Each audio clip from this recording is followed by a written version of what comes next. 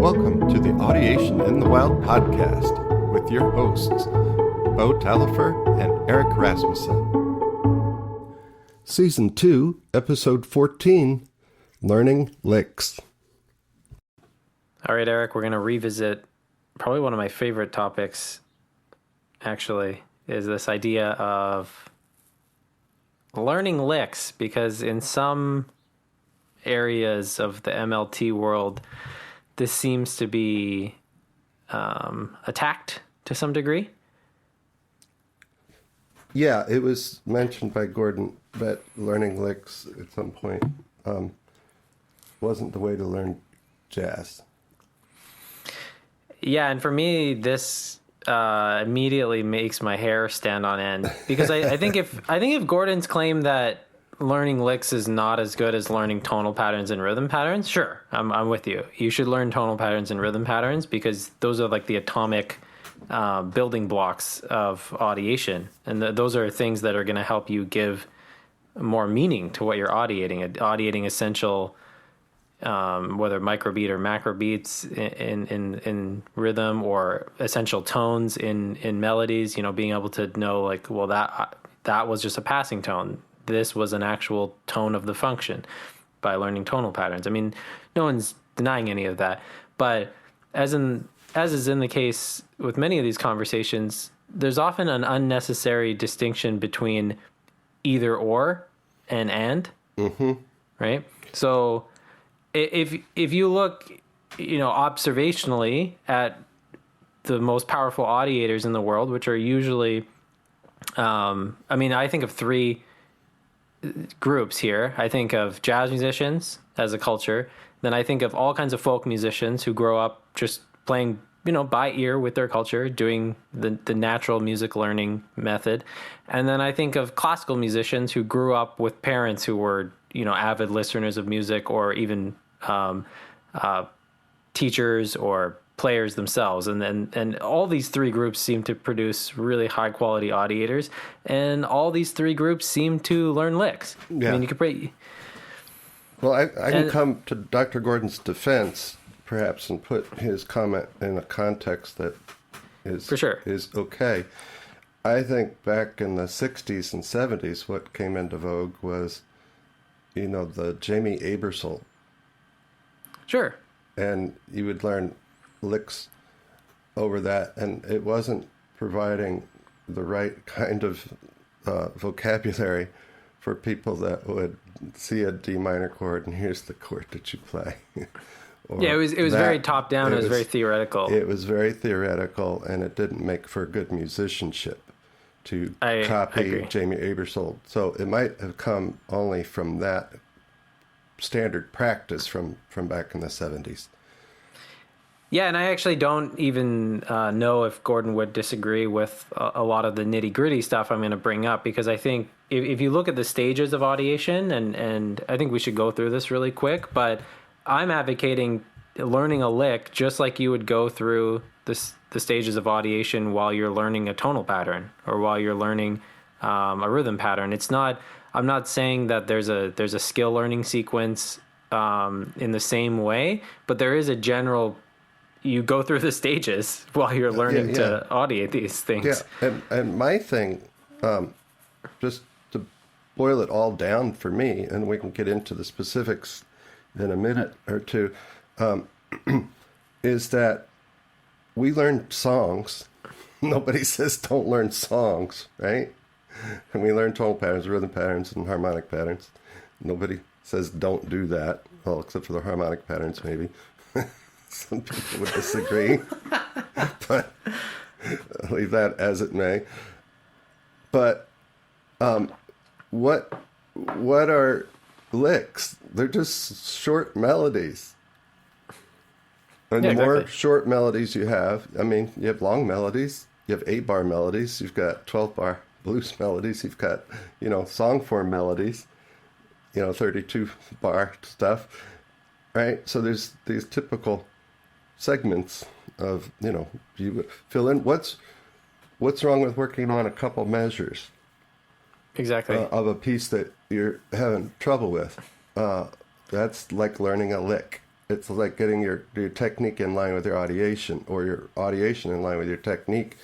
If you can't sing it, you need to work on it. And you work on it by using tonal patterns or rhythm patterns, but you also need to work on the technical aspect of it. And Yep.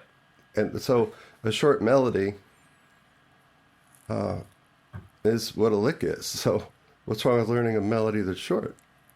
Yeah, I mean, I wouldn't get it. I think there's a cutoff point, like one measure. And you might be doing something for a technical reason, but one measure isn't a musical thought necessarily. And so you're practicing something that's not tied together with the thing before it and the thing after it.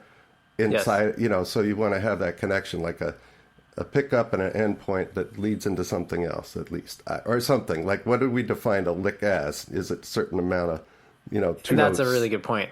So eventually it becomes a lot of gray, but I just think it's a short melody, and the more short melodies and can audiate, it's no different than audiating long melodies.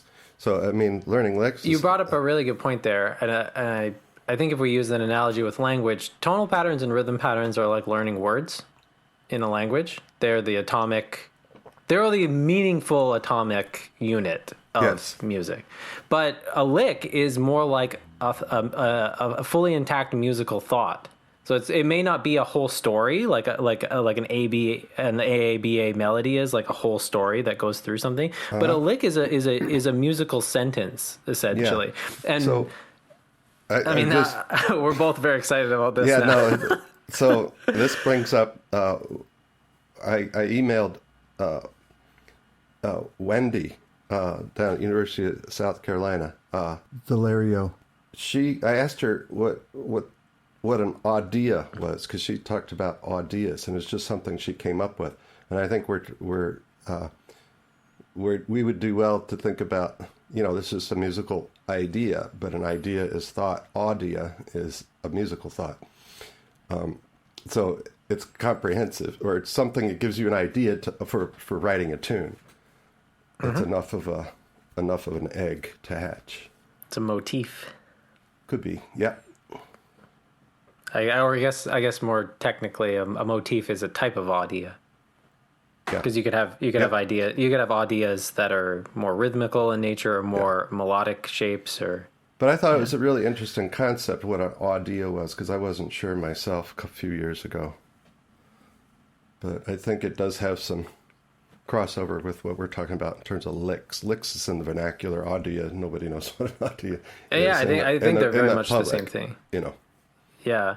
So to push this analogy further, I mean, when we learn language, we need vocabulary, we need words, we need to hear, people in the culture speaking words, and we go through the stages of memorizing those words and learning how to use them. But there's also phrases that we commit to memory, and we learn how to speak certain grammatical phrases. And sometimes you learn like a whole phrase. I mean, I'm struggling to come up with an example right now, but little poetic phrases that if you investigated them word by word, they don't seem to hold up to scrutiny. They don't seem to make sense, but the whole phrase makes sense to any English speaker. And this happens a lot when you learn another language. You'll look up the definition of each word, and you're like, well, that doesn't make sense, but it makes sense in the culture. Yep. And so my claim here is that when you learn a lick, the lick is different than learning a tonal pattern or a rhythm pattern, because tonal patterns and rhythm patterns, while they're learned in context of a tonality or a meter, they are devoid of temporal context. Like they don't logically go from point A to point B to point C. Where they fit inside. So essentially, there's no grammar in tonal patterns. There's only the grammar vocabulary in music, really. Yeah, but I mean, if you use this analogy with there's no coherent sequencing, is what I'm getting at. But when you learn a lick, you actually learn how an idea progresses through musical time, both in tonality and in rhythm, and that's. The main claim I want to make here is that when we try to teach students to improvise, especially by arming them with tonal patterns and rhythm patterns, I think we give too much charity to the fact that they are going to put those in interesting orders. Which would be very great well might. if they're ready to make those inferences and they're high aptitude kids that can string things together on their own,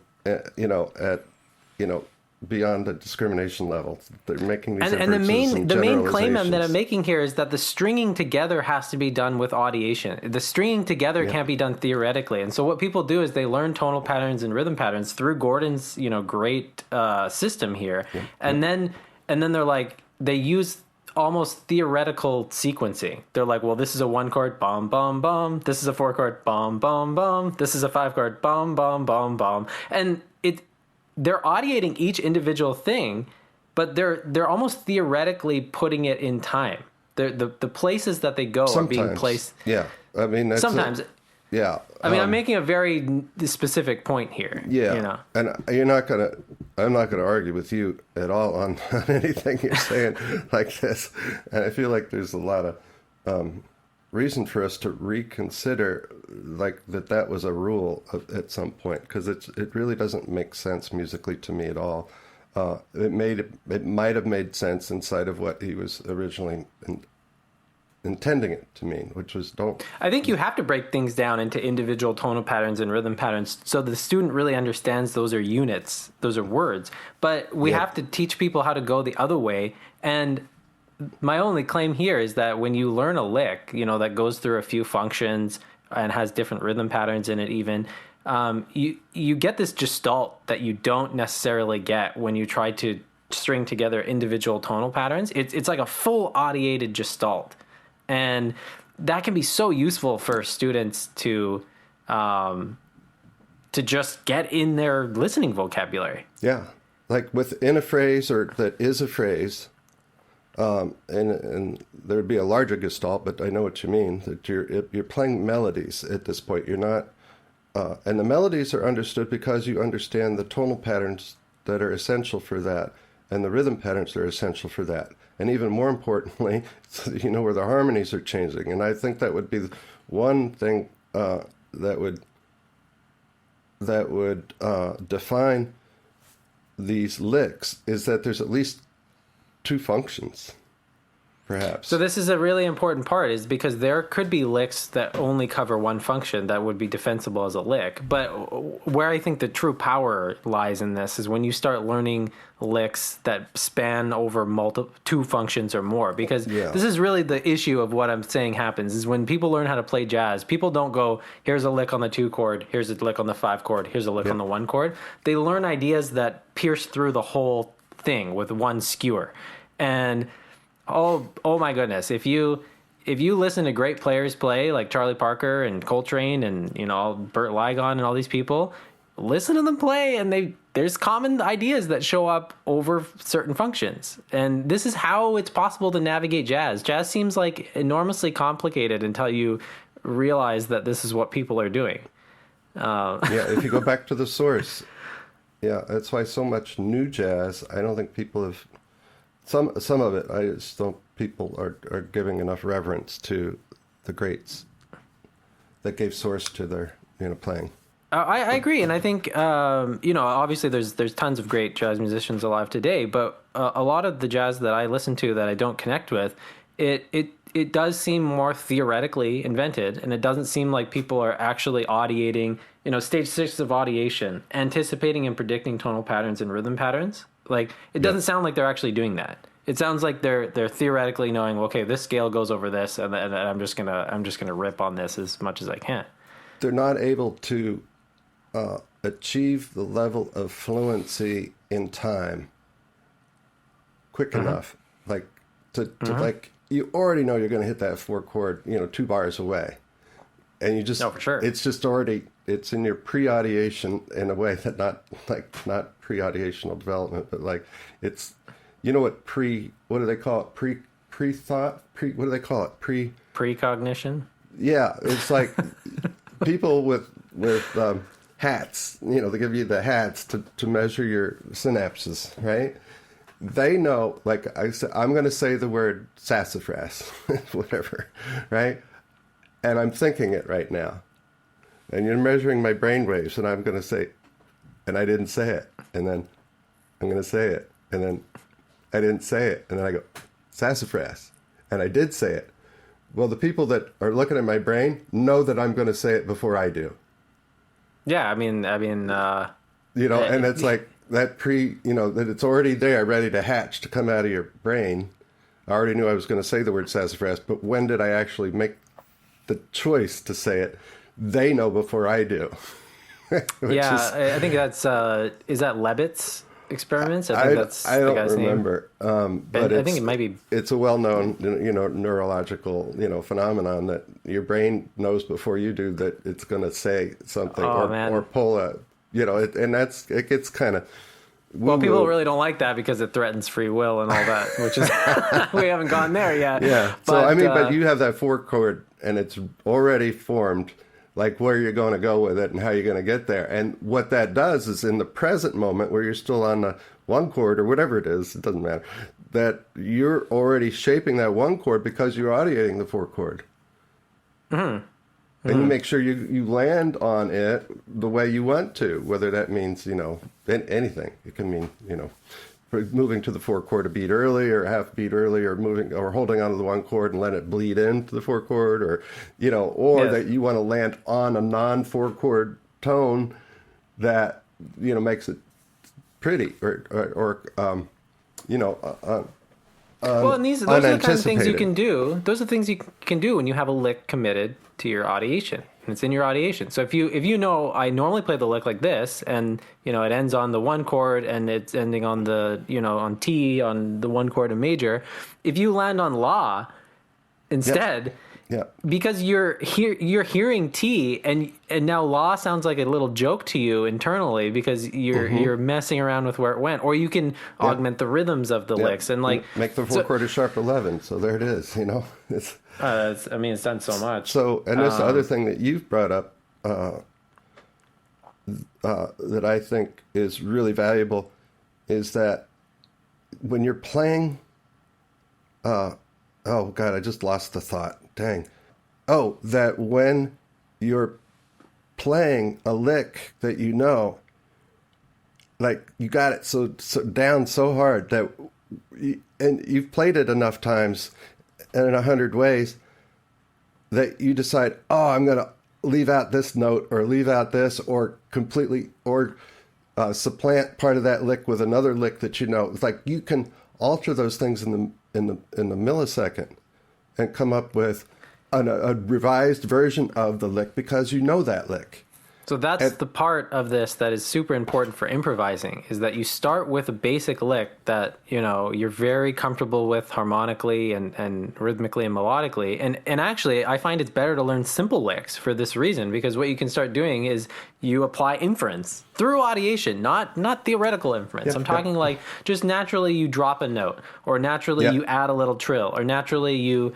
one thing that I started doing that was really interesting is I'll play a lick over 2/5, but I'll put a tritone sub over the 5, but I'll use the same lick, and that lick now sounds different to me over that new function. And so there's so much inference possibility at play here, and it's just like we just interviewed John Swana, and I asked him about learning new tunes or whatever, and he said he always compares something to what he already knows. Yep. And this is what you can do with licks, is like you recycle them and repurpose them.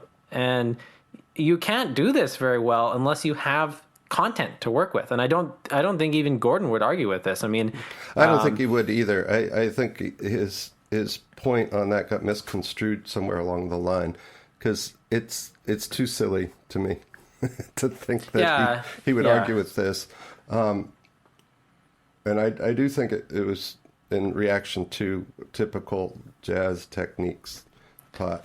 Well, yeah, and if we go into context of what Gordon was, like the fight Gordon was on, he kind of had to take this position that, get away from decoding notation, get away from doing things theoretically when you're not actually at that point. Nothing wrong with theory, guys. Let's rehammer this. Theory is the last stage in the skill learning sequence. There's nothing wrong with theory, but it's called theoretical understanding, not music theory. Sure. Which is the reason he named it that.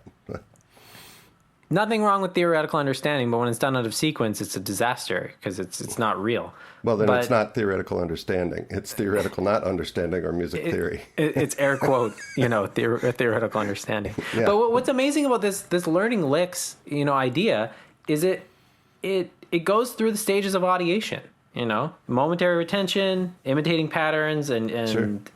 yeah, it goes through all this stuff, and it leads to inference activities, it leads to improv activities, and it's linked to this other thing that we've been hammering a little bit on the podcast, is learning harmonic functions as patterns. So harmonic patterns. And this is, I think, the harmonic equivalent of learning licks, learning harmonic licks, essentially. Yeah. And I think this is under trained in our community right now. But I think there's a lot of potential here. Like jazz is famous for 2-5-1. Classical music is famous for. There's all kinds of stuff. 4-5, like 1-6-2-5. It's in there too. 4-5-1 is everywhere. I mean, Bach is basically 4-5-1 all day, just going to the subdominant and the dominant key. I mean, if you look at Bach like that, everything becomes tremendously simple all of a sudden. And I mean, think about how much music this guy was making with basically those three changes. Sometimes he was, putting a 2 chord in instead of the 4 chord, but I mean, largely it's 4-5-1 everywhere. 1-4-5-1. Yeah, with all kinds of modulations or little hints to. Yeah.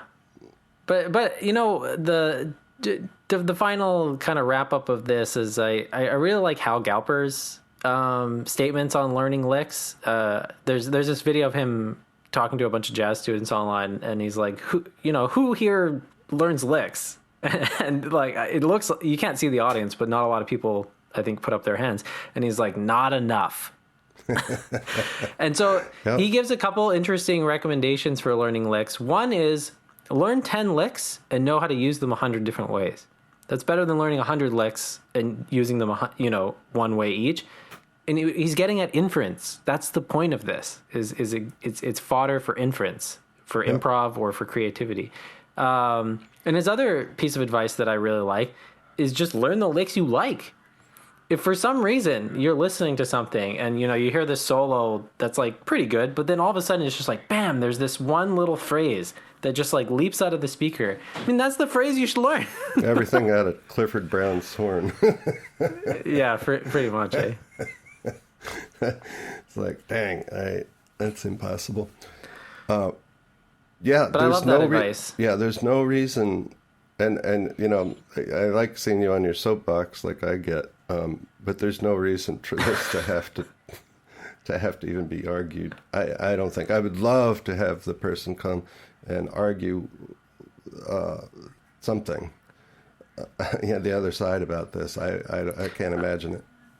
Yeah, I just don't even, like I said in another episode where I was quite riled up, I don't even see what a rational defense of this would entail, because I'm not claiming that if you're trying to teach jazz to people, you should give them a bunch of licks and tell them to plug them in their solo. That's not what I'm saying. I'm nope. saying you need vocabulary, and I don't think tonal and rhythm vocabulary is necessarily enough. We're not supplanting any of the tonal pattern learning, rhythm pattern learning, and harmonic learning sequence. Actually, what's hilarious is, like, say you learn this lick that goes through 2-5-1. What you can do is, if you know your tonal patterns over 2, I mean, what starts happening to me is, like, I'll just naturally jam in a tonal pattern right before the lick starts, and they start linking up with each other. They're married to each other. They're not in competition with each other. Yeah, it helps with bridging between, I know these tonal patterns and I know these rhythm patterns, and I'm putting together and making my own melodies. Now, how do I get better at that? Well, licks are one way to get better at it. And it doesn't, you can, there's one possibility where you are kind of forcing the kid, to do his own inference and putting tonal patterns and rhythm and harmonic patterns together. And you don't want to give them too much leeway on, you don't want to have them do more discrimination learning when they're ready for inference learning.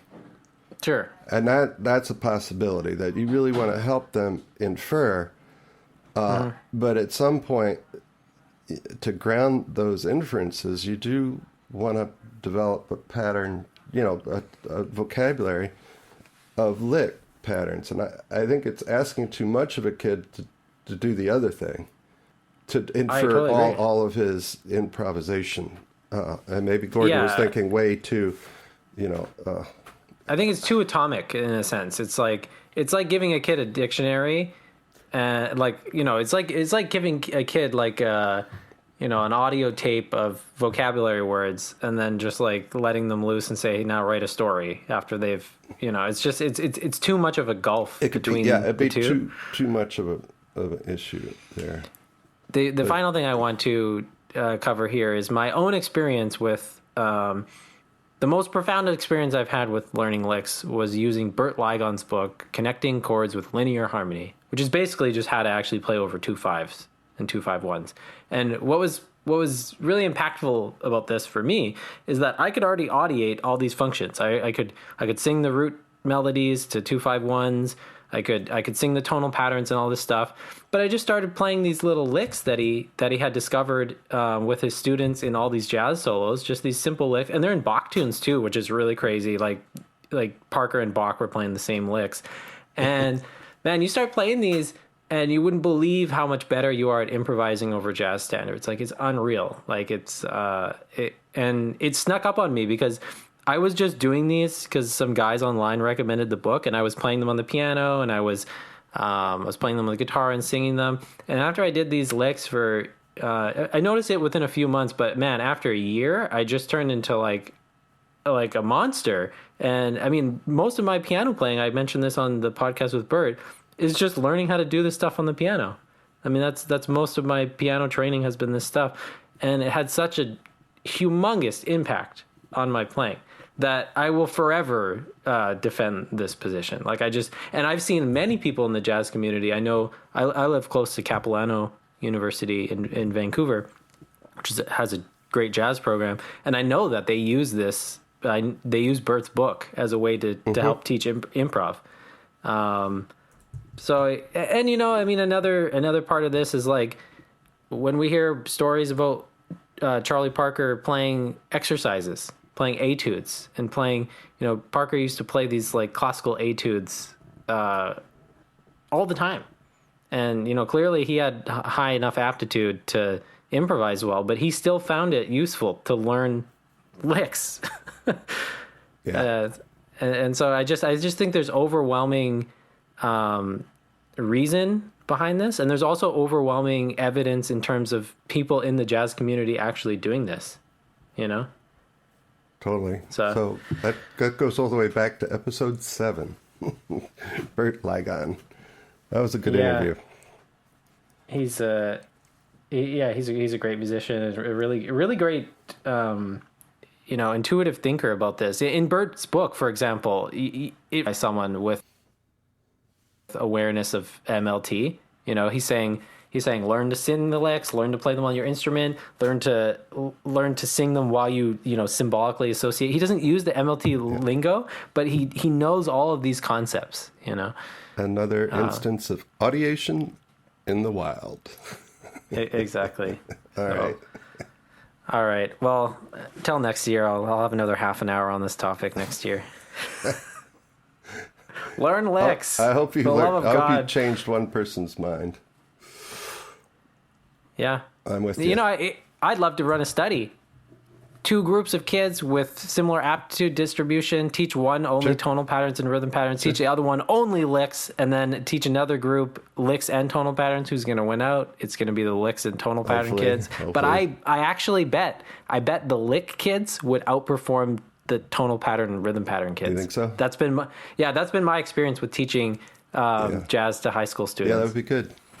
I don't see a reason for depriving them of both. But I think if you did want to push the envelope and say one, the other thing we didn't even get into was style. You can't learn style through tonal patterns and rhythm patterns. very well, you can learn style through licks really, really well. Like if you learn blues licks, you can learn blues style. You can't learn blues style tonal from patterns and rhythm. Well, the rhythm patterns I kind of the rhythm patterns are a because little style better. is embedded in rhythm, but the two together, yeah, licks, yeah.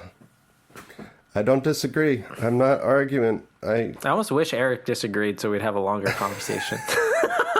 I got to synthesize this name of notes thing, and we'll get there. We'll find it. Yeah, I think we have a new. We'll have our Gettysburg moment. We have a new year on our hands, so we can talk about pitch letters once again. All right. There we go. Let's call it. All right, till next time, gang. Peace.